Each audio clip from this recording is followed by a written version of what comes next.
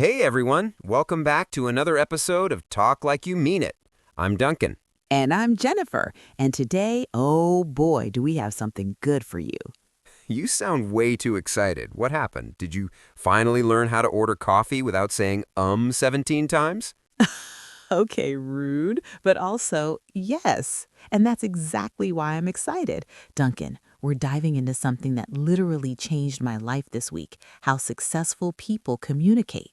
Ooh, I love this already. Because let me tell you, I've been in meetings where someone just commands the room, and I'm like, what sorcery is this? Right? It's like they have a secret manual or something. Spoiler alert, they kinda do.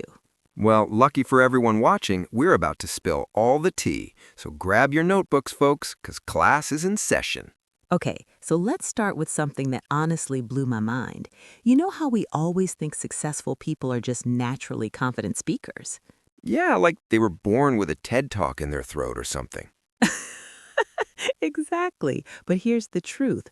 Most of them were terrible communicators at first. They just learned specific techniques. Wait, seriously? So you're telling me Elon Musk wasn't always, well, Elon Musk? Fun fact, young Elon was actually super awkward in interviews. There's footage of him in the early 2000s and he's nervous, stumbling over words.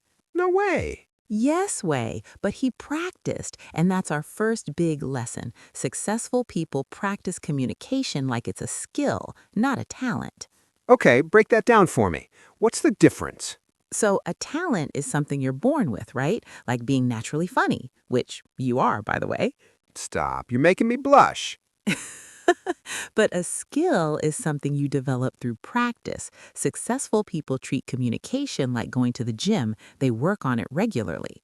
I love that analogy. So what's the first exercise in the communication gym? Great question.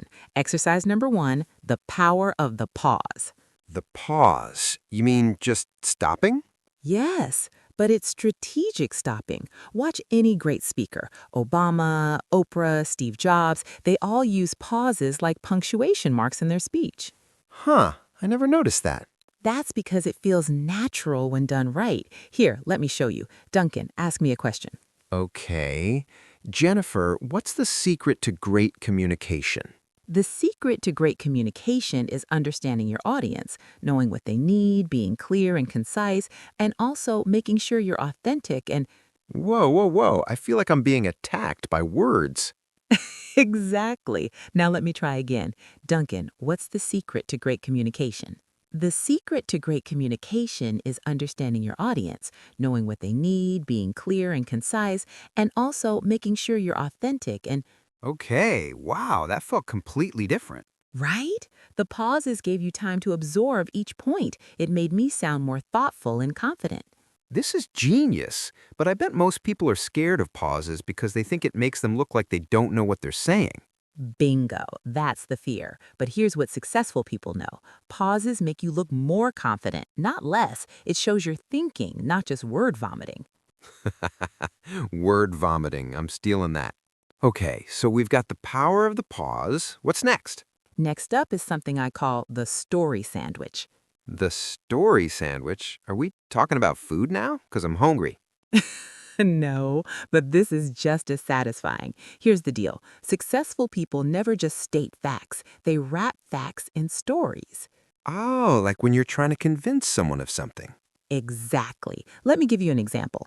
Say I want to convince you that morning routines are important. I could say, studies show that people with morning routines are 40% more productive. Okay, cool. I believe you, but I'm not exactly excited about it. Right. Now watch this. So, last month I was a complete mess, waking up at random times, checking my phone immediately, no structure whatsoever. Then my friend Sarah told me about her morning routine, and I was skeptical, but I tried it. Within 2 weeks, I got more done before 10 a.m. than I used to accomplish all day. Turns out, studies show people with morning routines are 40% more productive. Now I get why. Okay, that was way better. I actually felt that.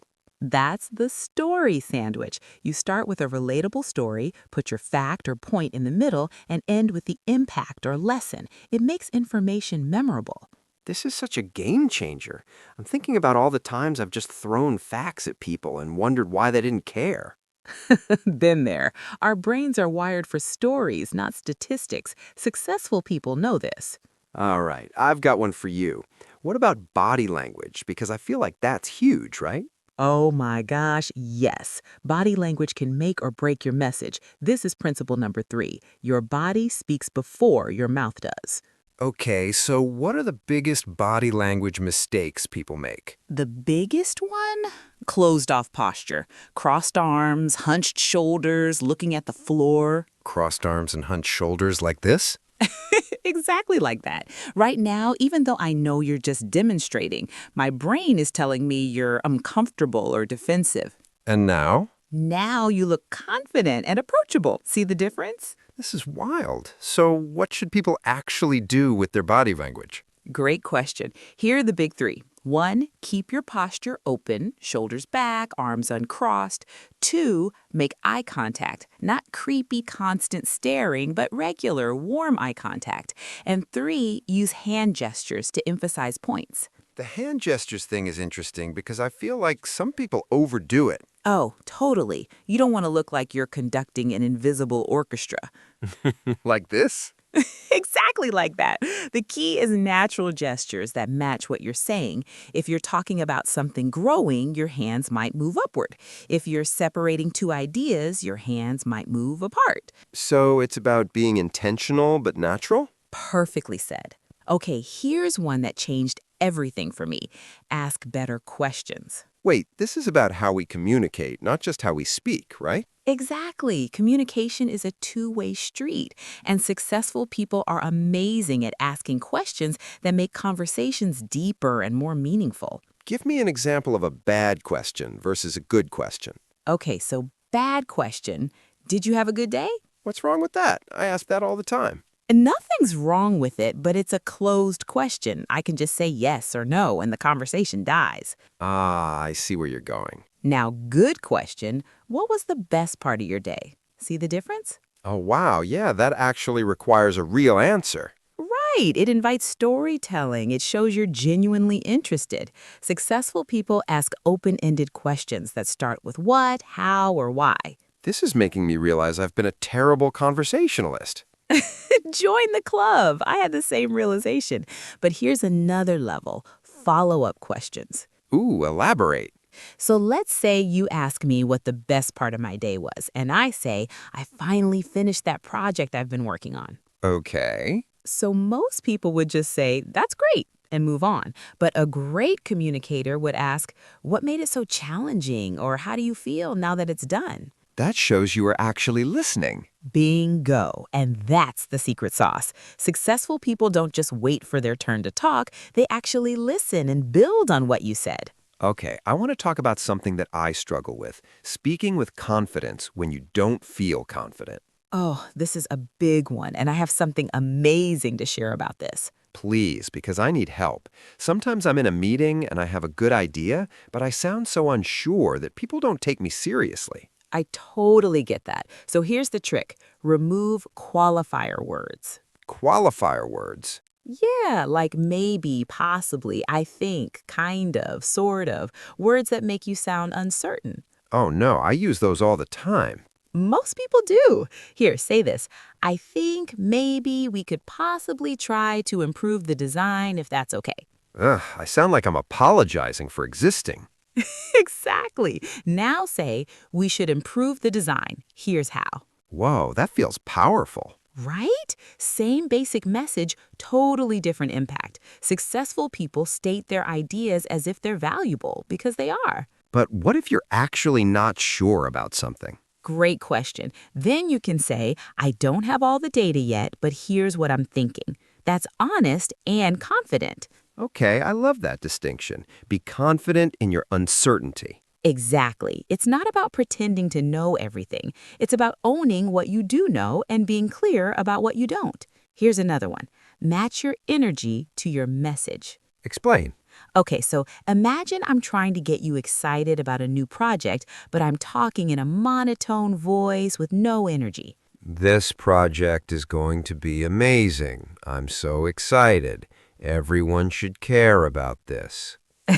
Perfect example. Your words say excitement, but your energy says, I'd rather be napping. So the energy has to match. Yes, if you're talking about something serious, your tone should be serious. If you're sharing good news, bring energy and enthusiasm. This makes me think of actors, honestly. That's actually a great comparison. The best communicators are a bit theatrical, not fake, but intentional about how they deliver their message. So if I'm giving a presentation about quarterly results, I shouldn't sound like I'm hosting a kid's birthday party? Probably not, unless those results are really good. Fair point. Okay, what about difficult conversations? Because that's where I really struggle. Oh, this is so important. Successful people have a framework for difficult conversations, and it's called the SBI model. SBI? Situation, behavior, impact. Let me break it down. Instead of saying, you're always late and is so disrespectful, Which would make someone defensive immediately. exactly. Instead, you use SBI.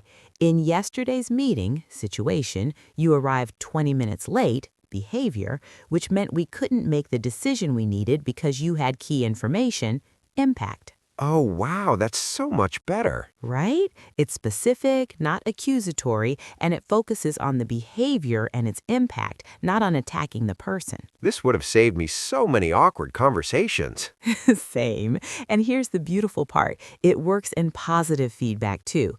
In today's presentation, situation, you explained that complex concept really clearly, behavior, which helped everyone understand and get on board with the plan, impact. I love that. It makes the praise feel more genuine because it's specific. Exactly. Vague praise is like, good job, is nice, but specific praise is memorable and meaningful. All right, here's one that might be controversial. Successful people are okay with silence. Wait, explain this because my instinct is to fill every silence. I know, right? We're so uncomfortable with silence that we just start talking to fill the void. But successful people use silence strategically. How? Well, after you ask someone a question, give them space to think. Don't rush to fill the silence with more words or rephrase the question. Guilty as charged. I always do that. We all do. But here's what happens when you let the silence sit. The other person actually has time to formulate a thoughtful answer. Mind blown. Right? Also, in negotiations, the first person to speak after a proposal often loses. Really? Yep. If you make an offer and then immediately start backtracking or explaining, you've weakened your position. But if you make your offer and then confidently wait in silence, The pressure is on them to respond. exactly. Silence is a power move when used correctly. Okay, I want to talk about authenticity because I feel like sometimes people trying to speak like successful people end up sounding fake. This is such an important point. Authenticity beats perfection every time. Okay, break that down. So yes, we're learning all these techniques, right? But the goal isn't to become a robot who speaks perfectly. The goal is to communicate your ideas more effectively. So it's about enhancing who you already are, not becoming someone else. Perfectly said. Think about it. People can smell inauthenticity from a mile away. If you're using all these techniques but you're not being genuine, it actually backfires. So how do you balance learning techniques with staying authentic? Great question. The trick is to integrate these techniques into your natural style, not replace your personality with them. Can you give an example? Sure. So I'm naturally pretty energetic and expressive, right? Very.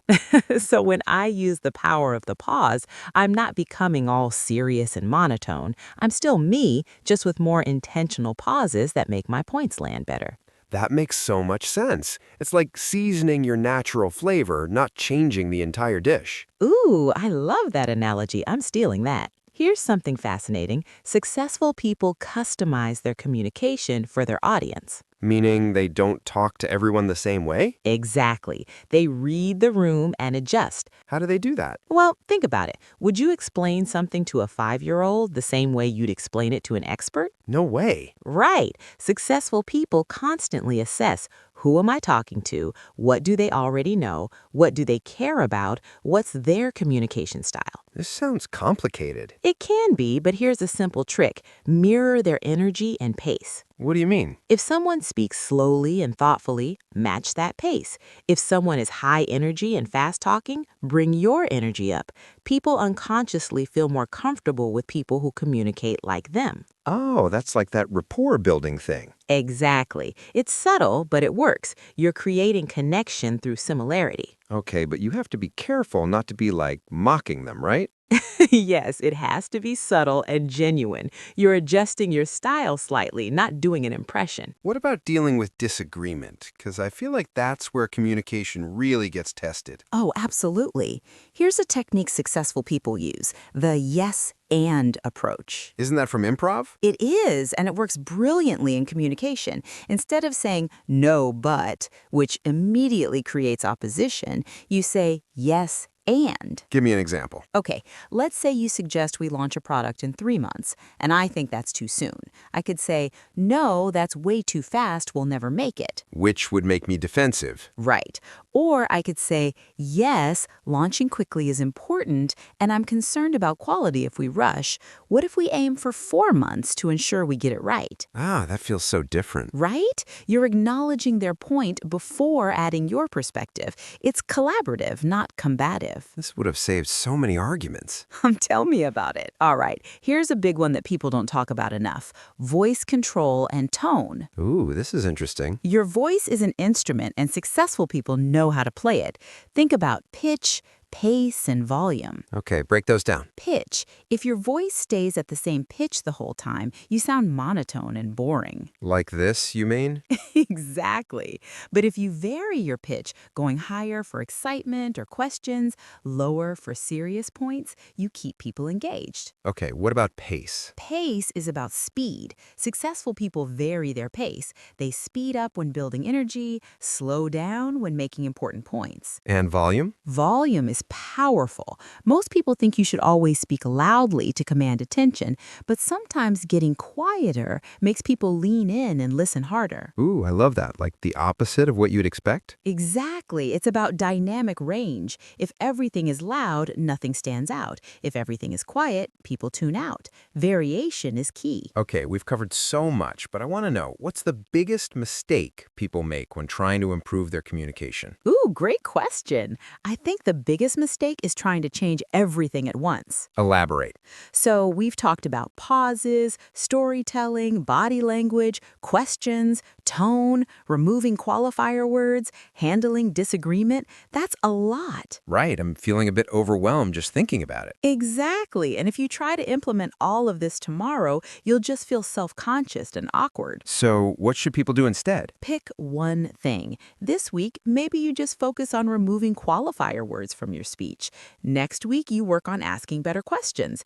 Incremental improvement beats overwhelm every time. That's really good advice. Rome wasn't built in a day. Exactly. Successful people didn't become great communicators overnight. They built the skill brick by brick. All right, before we wrap up, I have to ask, what's your number one tip? If someone could only remember one thing from this conversation, what should it be? Oh, that's tough. But if I had to pick one thing... Pauses for effect.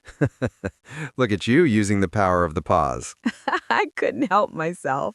But seriously, if I could only give one tip, it would be this: listen more than you speak. Really? That's the top one? Absolutely. Because here's the thing. All these techniques we've talked about are useless if you're not actually listening to the person you're communicating with. That's profound. Communication isn't a performance, it's an exchange. The most successful communicators are incredible listeners who make people feel heard and valued. I love that. It's not about being the smartest person in the room. It's about making everyone in the room smarter through genuine exchange. Beautiful. All right, folks, let's do a quick recap of what we covered today. We talked about the power of the pause, giving your words time to land. The story sandwich, wrapping facts in relatable stories. Body language, because your body speaks before your mouth does. Asking better questions, open-ended and with genuine follow-up. Removing qualifier words to sound more confident. Matching your energy to your message for maximum impact. The SBI model for difficult conversations: situation, behavior, Impact. Being comfortable with silence, it's a power move. Staying authentic. Techniques should enhance you, not replace you. Customizing for your audience, reading the room and adjusting. The yes and approach to disagreement. Voice control, varying pitch, pace, and volume. Taking it one step at a time, no need to do everything at once. And most importantly, listening more than you speak. So, here's your challenge. Pick one technique from today's episode and practice it this week. Just one. And then come back and let us know how it went in the comments. We read every single one and we love hearing your stories. If this video helped you, smash that like button, subscribe if you haven't already, and hit that notification bell so you never miss an episode. And hey, share this with someone who needs to level up their communication skills. We're all in this together. Remember, folks, communication is a skill, and skills can be learned. You've got this. Until next time, keep the conversation going. And keep speaking like you mean it. Peace. Peace. Welcome. Remember, every conversation is a chance to practice. You're learning to connect better. What technique will you try? We can't wait to hear from you.